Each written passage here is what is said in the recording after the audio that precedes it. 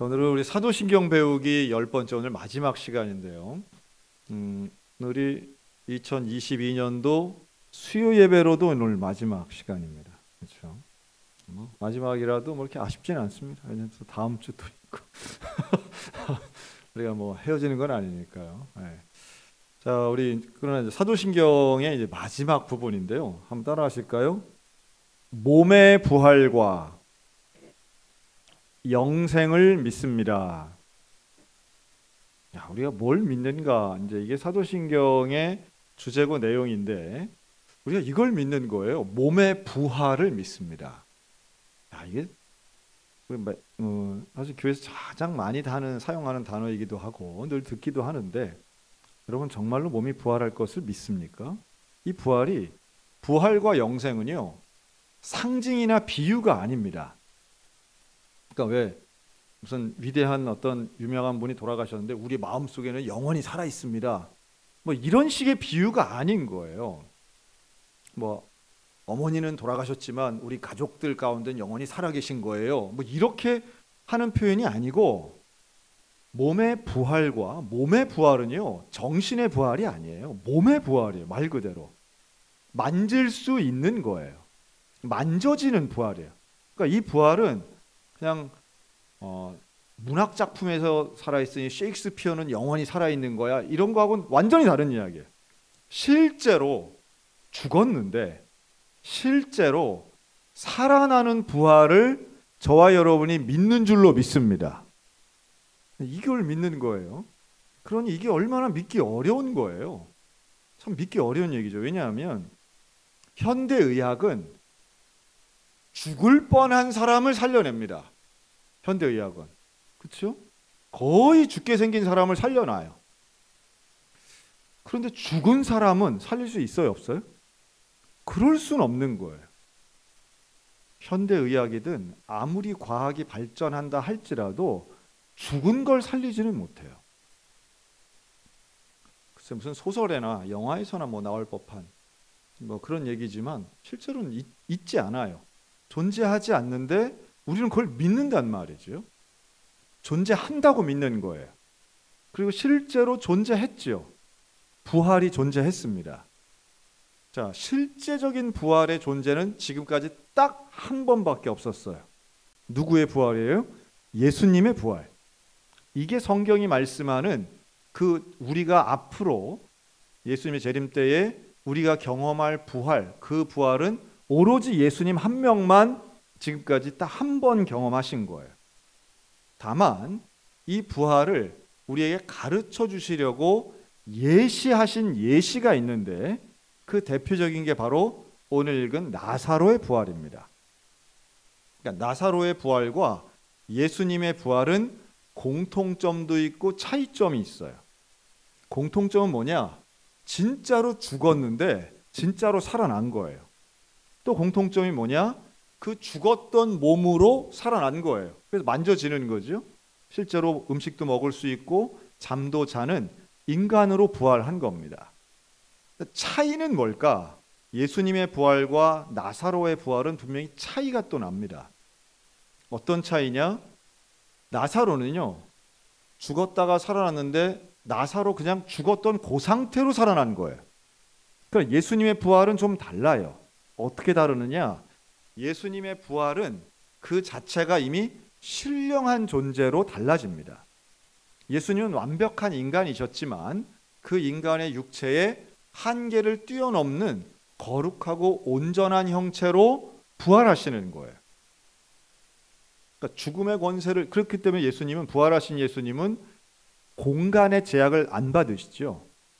문을 열고 나타나시는 게 아니에요. 갑자기 막 나타나세요. 갑자기 막 사라지세요. 그리고 하늘로 승천도 하세요. 인간의 몸으로는 그럴 수 없어요. 그러니까 나사로의 부활과 예수님의 부활은 질적으로 또 형태와 본질적인 차이가 있었어요. 다만 나사로의 부활을 우리에게 허락하신 이유는 부활을 믿게 하기 위해서 허락하신 거예요. 그리고 일시적인 부활이었던 거죠. 그래서 나사로는 결국 또 죽게 됩니다. 하지만 예수님의 부활, 성경이 말씀하는 우리가 믿는 부활은 그런 나사로식의 부활이 아니라 예수 그리스도 같은 부활이에요. 그리고 이 부활은 더 이상 죽지 않는, 아프지도 않고 더 이상 죄를 짓지 않는 가장 온전하고 거룩한 형태의 성령의 신령한 모습으로 우리는 그 다음 단계인 영생을 누리게 됩니다. 자, 이 영생의 단어는 더욱 어렵습니다. 왜냐하면 영생에 대해서 우리가 오해하시는 것들이 있기 때문인데요. 우리 한국 의료가 지금 대한민국은 세계에서 두 번째 기록, 두 가지 기록을 가지고 있는데 최고로 출산율이 낮아요. 야, 최저출산이에요. 오늘 통계 나온 거 보니까요. 두 달 전 우리 10월 달 2022년 10월에 한 달 동안 태어난 아이가 2만 명입니다. 2만 명. 그런데 사망자 몇 명인지 아세요? 대한민국 전체에서 10월 한 달 동안 3만 명 죽었어요. 이건 이제 뭐 이미 역전된 건 한참 된 얘기고요. 몇 년 됐지만 이게 갈수록 이제 벌어집니다. 그 더 놀라운 건 좀 있으면 이제 2만 명도 안 태어나게 생겼어요. 2만 명이면 1년이면 24만 명인 거예요. 24만 명. 여러분 대학교 정원의 반도 안 돼요. 그러면 그냥 우리가 가만히 생각할 때 학교에 있는 학생의 수가 그냥 반 줄어야 되는 거예요. 그러니까 대학이 문 닫아야 되는 거고 중고등학교, 초등학교 다 문 닫아야 되는 학교들이 너무 당연한 거예요. 24만 명이면요. 1년 동갑내기가 24만 명밖에 안 된다? 이거는 50년 전에 비교하면 4분의 1보다도 적은 거예요. 그러니까 모든 게 정말 달라질 겁니다. 우리가 지금 해놓은 인프라, 무슨 교육제도, 사회보장제도 이런 것이 가장 사람 많았을 때를 기준으로 해놓은 게 너무너무 많거든요. 근데 한 해에 지금 이제 20만 명도 안 태어나면 그러니까 지금 산부인과 없고 뭐 이렇잖아요. 그런데 저출산도 있지만 또 하나 있는 건 우리나라는 전 세계에서 가장 오래 사는 나라예요. 최장수 국가입니다. 돌아가시질 않아요, 우리나라는. 지금 우리가 이 평균 수명, 기대 수명이 80대 후반이 이렇게 되니까 전 세계가 그런 줄 아는데 절대 그렇지 않습니다. 동남아 국가, 아시아 국가들의 평균 수명은요 60세가 안 되고요. 아프리카 가면 40대 초반이에요. 그래서 이 잠비아 선교사님이 하는 얘기가 있습니다. 저보다 나이 2살 많은 그 잠비아 선교사님이 그 주 전체에서 최장 연장자예요. 그러니까 60대는 한 명도 없는 거예요. 우리로 치면 강원도 전체에 60대가 한 명도 없는 거예요. 그런 나라들은 그러니까 그런 데는 인구가 저출산이라는 말 자체가 없어요. 왜냐하면 이게 수명과 참 연관성이 있구나. 장수국가일수록 저출산이고 돈이 많이 드는 거예요. 한 사람당. 그러니까 우리가 왜 자녀 키우는데 돈 많이 든다 이런 얘기 하는데요. 자녀 키우는데 돈 많이 드는 나라가 그렇게 세상에 많지 않습니다. 좀 이상한 얘기지만 이 저개발 국가에서는요. 아이 하나 키우는데 돈 별로 안 든다고 생각하는 거예요. 잘 키우냐, 뭐 공부를 많이 시키냐 이런 수준 차이는 있겠지만 그러니까 얼마나 역설적이에요. 그러니까 우리나라는 앞으로도 더 오래 살 겁니다.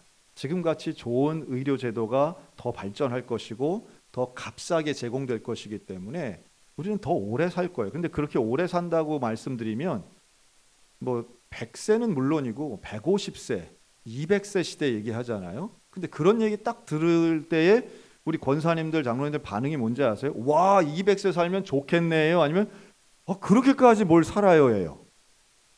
여기 계신 분들 중에 아마 난 죽어도 200살까지 살 거야 이런 분은 많지 않으실 거예요.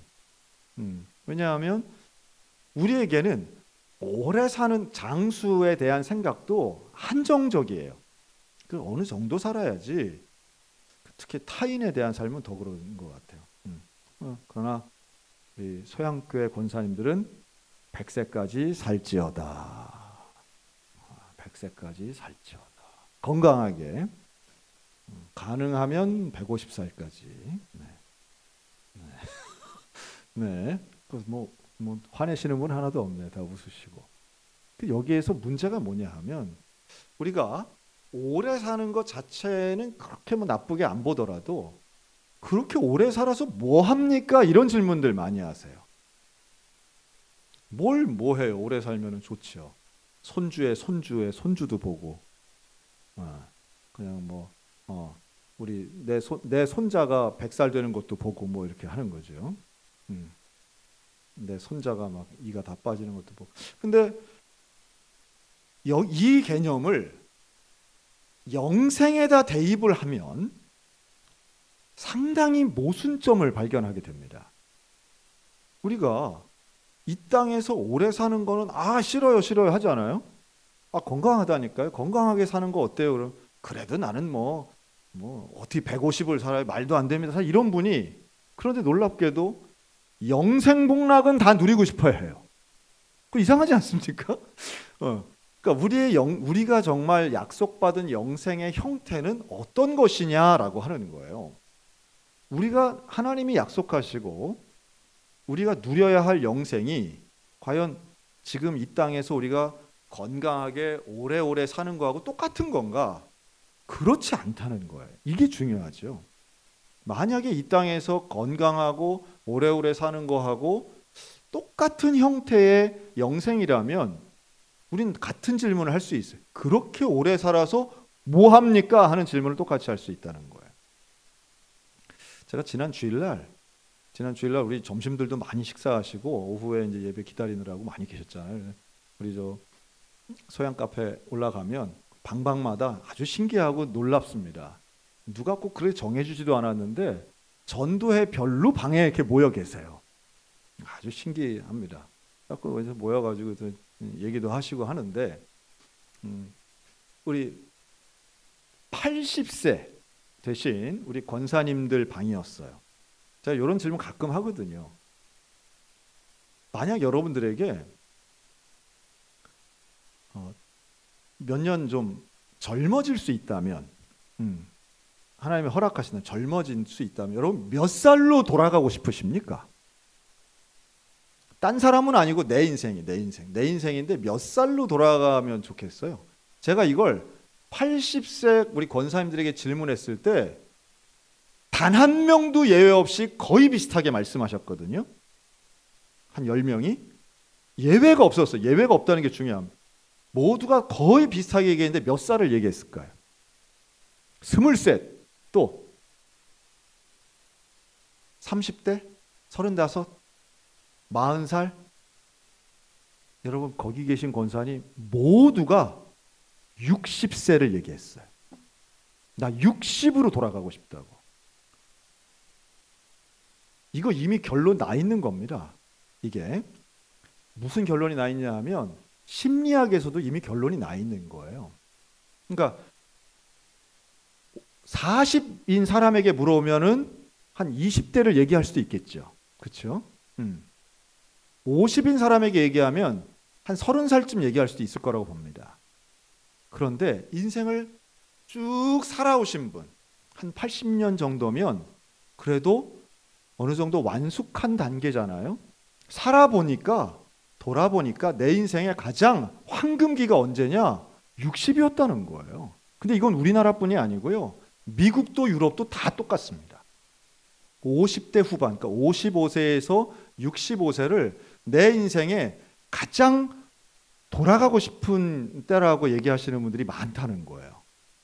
여러분 어떠세요? 여러분 어떠십니까? 아마도 쉽게 안 나오시는 분은 그래도 60은 아니지 이런 분은 아직 뭐 70대 초반이거나 이러신 거예요. 아직 좀 더 살아봐야 되는 거예요. 그러니까 제가 그 다큐멘터리도 한번 제가 말씀드린 적이 있는데요. 똑같습니다. 이게 거의 비슷비슷하게 그렇게 말씀들 하세요. 왜 그럴까요? 우리나라의 80대들은요 20대 때 그렇게 행복하지 않았어요.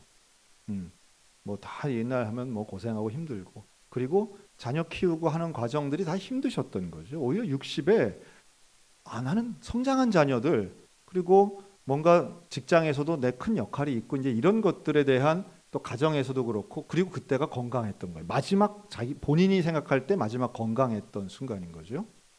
자, 그렇다면 제가 이렇게 좀 길게 말씀드린 건 우리가 영생을 한다고 할 때 여러분, 부활해서 영생하면 우리의 모습은 20대일까요? 60대일까요? 아니면 뭐 예를 들어 90에 내가 죽었다라고 하면 그 죽는 순간인 90의 모습일까요? 그렇지 않다는 게 중요해요. 여러분, 우리는 아주 그 전설의 고향이라든가 무슨 전설 따라 삼철 이런 거 많이 봐가지고 뭐 예를 들어 옥황상제 앞에 가면 죽을 때의 나이로 간다고 생각하시는 분들이 의외로 많습니다. 그러니까 아기로 죽으면 아기로 가고 뭐 이런 생각들 하시는 것 같아요. 그렇지 않아요. 그렇지가 않아요. 그러니까 10살에 죽으면 뭐 영생을 어린이로 살고 뭐 80에 죽으면 영생을 노인으로 사는 이런 게 아닌 거예요. 전혀 아니에요. 전혀 달라요. 우리가 영생으로 산다는 건 조금 전에 말씀드린 부활과 아주 긴밀합니다. 부활은요, 신령한 존재로 다시 태어나는 거예요. 다시 살아나는 거예요. 그 증거가 뭐냐 하면 부활하신 예수님을 엠마오로 가는 제자들이 만났을 때 알아봅니까? 못 알아봅니까? 못 알아봐요. 그 왜 못 알아볼까요? 못 알아보는 이유가 뭘까요? 다른 거예요. 존재가 달라지는 거예요. 그 외모라든가 물론 만질 수 있는 실체는 존재하지만 나이나 성별이나 혹은 외모로 판단해서 구별할 수 있는 존재가 아닌 거예요. 이 땅에서의 존재와는 전혀 다른 하나님 나라의 신령한 존재로 부활하는 거예요. 그렇기 때문에 하나님 나라에선 장가가거나 결혼한 일도 없는 거예요. 즉, 이 땅에서의 나의 이름, 뭐 부모의 관계, 형제 간의 관계 이런 것을 연결해서 가는 게 아닌 거예요. 그러니까 우리의 이해를 돕기 위해서 하나님 나라 가면은 뭐 우리 돌아가신 삼촌도 만나고 뭐 형제도 만나고 이것은 이 땅에 있는 우리의 그냥 작은 소원일 뿐이지 하나님 나라엔 그런 게 없는 거예요. 참 이거 일반적인 생각이랑 좀 많이 다르죠. 이게 왜냐하면 영생과 연결되어 있기 때문에 그렇습니다. 여러분, 영생의 부활에서 영생을 누릴 때에 하나님 나라에 가가지고 만약에 이게 이제 남미 사람들 또 우리 전통적인 고대인들이 생각하는 사후 세계관을 가지고 설명을 하면요, 가가지고 우리 뭐부터 찾아야 돼요? 돌아가신 할머니 찾고 천국 가가지고 고조 할머니 찾아가지고 그때 그 재산 어디다 놓으셨어요? 뭐 찾고 뭐 이래야 될 거 아니에요. 그때 왜 그랬어요 나한테? 뭐 이런 거. 그것은 전통적인 고대인들이 가진 사후 세계관이에요. 우리는 소위 말한 사후 세계가 아닌 하나님 나라를 가는 겁니다. 그리고 그 하나님 나라에 가는 영생은 가가지고 그럼 무슨 뭐 황금성을 걷고 유리바다를 건너가지고 맨날 뭐 자기가 좋아하는 뭐 프라이드 치킨 먹어도 살 안 찌고 맨날 달콤한 거 먹고 뭐 부어라 마셔라 비싼 술 마시고 이런 게 아닌 거죠. 그럼 우리는 뭘 할까요? 하나님 나라에 가서 그 영원한 긴 시간 동안 우리는 어떤 일을 하면서 그렇게 즐겁고 행복하고 의미 있다는 영생이란 과연 무엇일까요? 제가 구절 하나만 좀 찾을게요. 요한복음 17장 한번 다 같이 펴겠습니다. 다양하게 뭐 다른 말들도 할 수 있는데요. 요한복음 17장을 보겠습니다. 17장 3절 우리 다 같이 함께 읽겠어요. 자, 같이 읽습니다. 요한복음 17장 3절 시작. 영생은 곧 유일하신 참 하나님과 그가 보내신 자 예수 그리스도를 아는 것이니이다.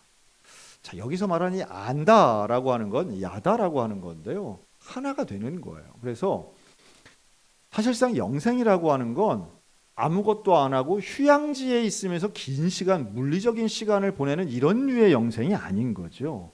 영생은요, 새하늘과 새 땅으로 표현되는 하나님 나라에서 참 하나님이신 그 유일하신 여호와 하나님과 나를 구원하신 예수 그리스도와 내 안에 내주하시는 성령 하나님, 즉 삼위일체의 하나님과 교제하는 것을 유지하는 것입니다. 부활해서 거룩한 존재로 거듭난 우리 모두가 하나님 나라에서 하나님과 하나 되어가는 그 귀한 관계의 유지가 영생인 거예요. 만약 잘 먹고 잘 사는 것이라면 그건 이 땅에서의 삶인 거예요. 그런 건. 물론 우리는 아직 오지 않은 하나님 나라를 100% 경험하지는 않았습니다. 그렇기 때문에 하나님 나라의 그 영광과 존귀, 그 유익과 의미에 대해서 우리는 이 땅의 논리를 가지고 설명하곤 해요. 그 이 땅의 논리라는 게 황금성도 나오고 유리바다도 나오고 우리에게 기쁨과 찬송의 노래도 나오는 거죠. 다양한 종교들이 설명하곤 이야기합니다. 하지만 오늘 우리들이 원하는 것은, 우리가 바라고 우리에게 약속된 영생은 그 하나님과 지속해서 교제하는 삶을 사는 거예요. 만약 또 저는 주일학교 학생한테 그런 질문도 받은 적이 있어요. 목사님, 천국 가면 맨날 예배만 드린다면서요. 야, 또 그렇죠. 맨날 예배만, 뭘 하겠어요? 뭐 출근을 하겠어요? 뭐 공부 안 해서 좋긴 한데 맨날 예배만 드린다면 그 썩 가고 싶지 않다는 취지로 이제 얘기를 했던 적이 있습니다. 여러분, 만약 그런 분들도 있어요. 우리가 하나님 나라 가면 찬양 많이 한다. 근데 여러분, 찬양도 한두 시간이지 하루 종일 하면 그거 괜찮겠어요? 우리 만약에 오늘 수요 예배 왔는데 우리 하나님 나라 갈 준비합시다. 그리고 제가 지금부터 한 5시간 찬양을 불러 제끼고 우리 같이 한다 그러면 다음 주 수요일 날 몇 분 오시겠어요? 이게 우리가 생각하는 물리적인 행위나 또는 이벤트가 아니라는 게 중요합니다. 또 그냥 시간만 길게 연장되는 영생이 아니고요. 우리의 존재 자체가 달라진다는 거예요. 그리고 이것을 우리가 경험하지 않았기 때문에 정확하게는 모른다 할지라도 우리에게는 성령 충만, 성결의 체험을 통해서 이미 하나님 나라의 일부를 맛보게 해주셨어요.